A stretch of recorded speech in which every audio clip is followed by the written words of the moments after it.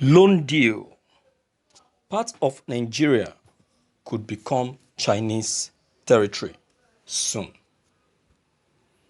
The Nigerian government may have ceded the nation's sovereignty to China in the event of a default in loan agreement signed with the Asian country.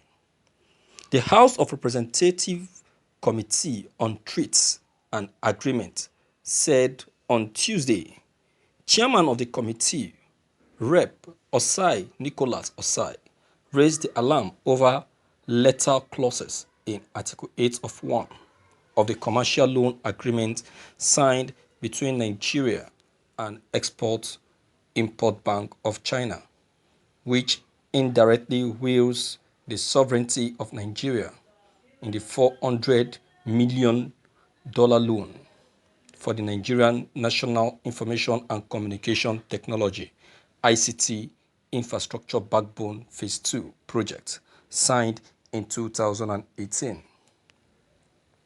Osai raised the alarm during an investigative hearing into some of the agreements signed between Nigeria and China, during which the Minister of Transport, Rotimi Amechi, responded to various questions on the ongoing modernization of railway projects being implemented by the Federal Ministry of Transport.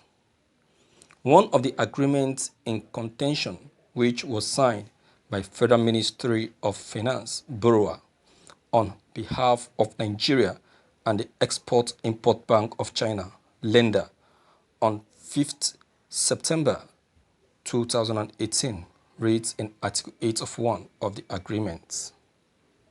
The borrower hereby irrevocably waives any immunity on the grounds of sovereign or otherwise for itself or its property in connection with any arbitration proceeding pursuant to Article 8 of 5 thereof, with the enforcement of any arbitral award pursuant thereto, except for the military assets and diplomatic assets.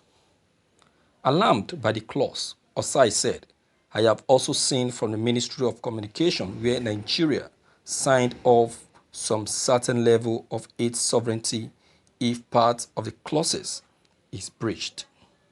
So, when the National Assembly reacts in this manner to question some level of agreement being entered into by any ministry of this country with any other nation, we have every right to question that, because anything that is going to happen will happen to our generation and unborn.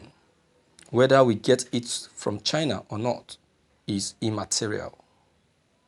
The most important thing is that we must save and protect our people as regards agreements, because most of the agreements that have been signed, the National Assembly has no knowledge of them. Even the detail embedded in those agreements are not forwarded to you when demanding counterpart funding. You don't have the details, clause by clause, in line with the act that established DMO. We need to know those details even before going to sign such agreements. But those details are not provided to the Parliament, so we have the right to question them. The committee chairman thereafter summoned the Minister of Finance, Budget and National Planning, Mrs. Zainab Usman, Minister of Communication and Digital Economy, Dr. Ali Issa Pantami, and Director General of Department Management Office, DMO, Mrs. Patience Oniha, to appear before the committee on August 17, 2020, with all relevant documents on the controversial agreements. The committee also, during the investigation into various railway contracts agreements signed between Nigeria and CCECC on the modernization of railway projects, demanded details of the agreement signed on the construction of various railway lines, including Abuja, Kaduna, Lagos-Ibadan, and Lagos-Kano rail projects. The DMO had said that as at March 31, 2020, a total of $96.15 million had been paid on the loan. leaving a balance of $403.85 million as outstanding. While the interest has been paid based on the semi-annually on reducing balance basis with 30 years maturity date, leaving 10 years payoff window.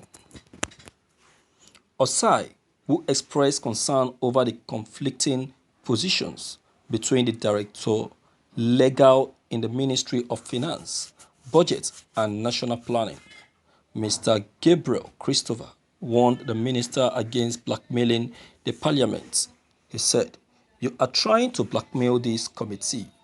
You are trying to pit the committee against Nigerians," adding that there was the need to investigate the variation on interest rates, which he described as an aberration. "We are not saying because the money is not paid directly to people in the country. We have seen the agreements. We have also seen a clause where sovereignty is waived if we default. We have seen it in the document. It is here in the document where the sovereignty of our country is waived, and we believe that the particular clause is not part of what they brought to the National Assembly to approve.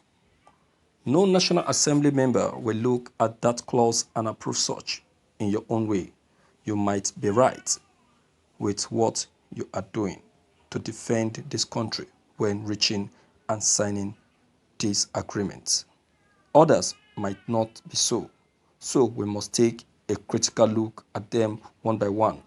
This committee had not been functioning in the National Assembly before, but now the committee has started functioning, and we must use this committee to defend Nigerians," he said. Thank you for listening to this news. My viewers, Nigeria is gradually sinking on loan. We are gradually selling off this country. Part of this country is gradually going out, unknown to Nigerians. Let us not be surprised. We'll wake up one morning and we'll see that part of where we are living has been sold out to China. That is why we really need to keep our ears on ground, our eyes open, always be online, always tune your TV on news to know what is happening so that you will not be picked unaware, because the loan that this country has collected is enough to buy the whole of this country, and we are not making any move to pay off this loan. My viewers, you really need to come into this issue. Please don't hesitate. Don't hesitate to come into this issue, because this issue concerns you so much. It concerns you so much because what this country has putting us into, hope, believe you me, it cannot,